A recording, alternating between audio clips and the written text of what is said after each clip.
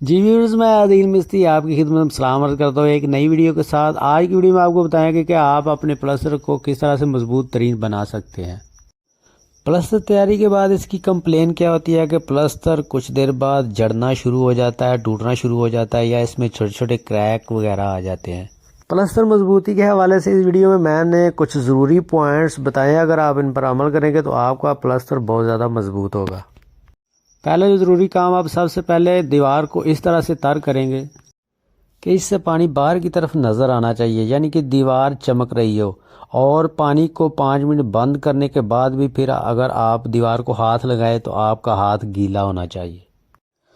تو بس یہاں تک نہیں، اگر آپ ہمارے ساتھ بنے رہیں گے تو اس سے آگے بھی جو باتیں ہیں پلسٹر مضبوطی کی، وہ آپ کو ساری ڈیٹیل کے ساتھ سمجھ میں آ جائیں گی۔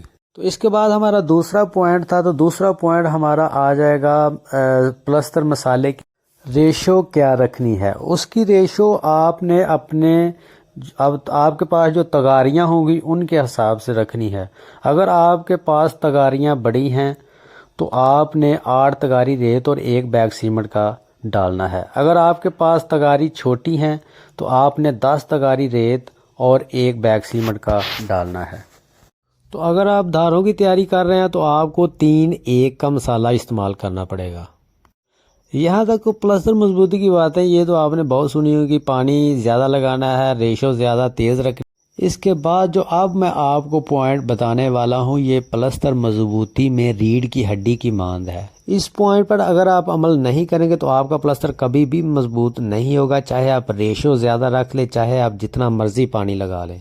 اگر آپ مسالے کو 2 دفعہ بیلچے کے ساتھ مکس کرنے کے بعد نہیں چھانیں گے تو آپ کا پلسٹر کبھی بھی مضبوط نہیں ہوگا۔ اگر مضبوط جلد بازی میں 2 دفعہ بیلچے کے ساتھ ہی مکس کر کے مسالہ لگوائیں گے تو کبھی بھی ریت اور سیمنٹ آپس میں ایک جان یا اچھے سے مکس نہیں ہوں گے۔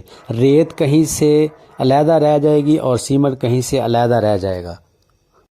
اس طرح سے مسالہ مکس کرنے کے بعد جو آپ دیوار پلسٹر کریں گے اس میں آپ کو 3 قسم کے نشان نظر آئیں گے۔ ایک لکڑی کا ہوگا، ایک مٹی کا ہوگا، اور تیسرا جو ہوگا وہ ریت کا ہوگا جو سیمنٹ میں اچھے طریقے سے مکس نہیں ہوا۔ تو ان جگہوں سے ہی آپ کا پلسٹر ٹوٹنا اور جڑنا شروع ہو جائے گا۔ تو اکثر لوگ کبھی کبھار پوچھتے ہیں کہ پلسٹر کن دنوں میں زیادہ مضبوط رہے گا، تو آج اس ویڈیو میں آپ کو بتاتے ہیں کہ پلسٹر زیادہ سردی کے دنوں میں مضبوط ہوتا ہے۔ تو اس کے بعد ہمارا چوتھا پوائنٹ تھا کہ ہمارے جو مستری ہیں وہ کام کن اوزاروں سے کر رہے ہیں۔ تو آپ نے پلاسٹک اور چائنا کا گرمالا جو ہے وہ نہیں یوز کروانا، آپ نے لکڑی کے گرمالے کے ساتھ پلسٹر کروانا ہے۔ بات ہو رہی تھی پلسٹر مضبوطی میں اوزاروں کی، تو آپ کو بتاتے چلے کہ لکڑی کا کیا کام ہے اور پلاسٹک اور ہڈی کے گرمالے کا کیا کام ہے مضبوطی میں۔ تو جو ہڈی اور پلاسٹک کا گرمالا ہے یہ ریشو کو اوپر نہیں لاتا، بلکہ پریس کر کے ریت کو اوپر لاتا ہے، تو اس کی ریشو جو ہے وہ نیچے ہی رہ جاتی ہے۔ اور جو لکڑی والا گرمالا ہے وہ ریت کو اوپر نہیں لاتا، بلکہ ریت اور سیمنٹ میں مکس سیمنٹ کی ریشو کو اوپر لاتا ہے، جس سے پلسٹر مضبوط اور شائننگ والا ہوگا۔ اگر ہم ان باتوں پر عمل نہیں کریں گے تو ہمارے پلسٹر پر چھوٹے چھوٹے کریکس وغیرہ آنے کے چانس ہوں گے۔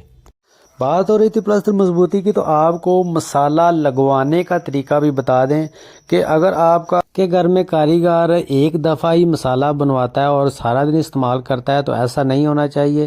اور اس کو چاہیے کہ ایک دفعہ مسالہ بنائے اور اس کو 12 بجے تک ختم کرے، اور 12 بجے کے بعد پھر نیا مسالہ بنائے۔ تو اس سے اگلا پوائنٹ آپ کو بتاتے ہیں کہ اگر آپ کے کاریگر نے ایک سائڈ سے دیوار کو پلسٹر کر لیا تو اگلے دن آپ نے اس کو کہنا ہے کہ دوسری طرف سے دیوار کو پلسٹر۔ اس سے آپ کو یہ فائدہ ہوگا کہ ایک تو آپ کے پانی کی بچت ہوگی کیونکہ دیوار آلریڈی دوسری طرف سے پہلے سے تر ہوگی، اور دوسرا آپ کا جو پلسٹر ہے وہ مضبوط ہوگا۔ اس کے بعد ہمارے 8ویں پوائنٹ کی باری آتی ہے، تو ہمیں اپنے مزدوروں کو ہدایت کرنی ہوگی کہ وہ مسالے کو بکھرا رہنے نہ دیں، بلکہ اس کو بار بار اکٹھا کرتے رہیں۔ اگر آپ دھوپ میں کام کر رہے ہیں تو لازمی آپ بکھرے ہوئے مسالے کو بار بار اکٹھا کروائیں۔ اگر مسالہ سوکھ جائے گا تو اس کی طاقت کم ہو جاتی ہے۔ اگر اسی مسالے کو پلسٹر کے لیے استعمال کریں گے تو پلسٹر زیادہ مضبوط نہیں ہوگا۔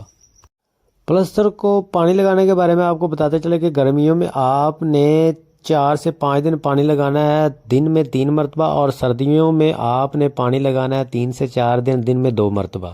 تو جی آج کی ویڈیو میں اتنا ہی. امید کرتا ہوں کہ آج کی ویڈیو سے آپ نے بہت کچھ سیکھا ہوگا. اگر ویڈیو اچھی لگی تو آپ ہمارے چینل کو سبسکرائب کر سکتے ہیں اور ساتھ میں آپ بیل آئکن بٹن کو پریس کریں گے تو ہماری اور آپ کی ملاقات پھر ہوتی رہے گی.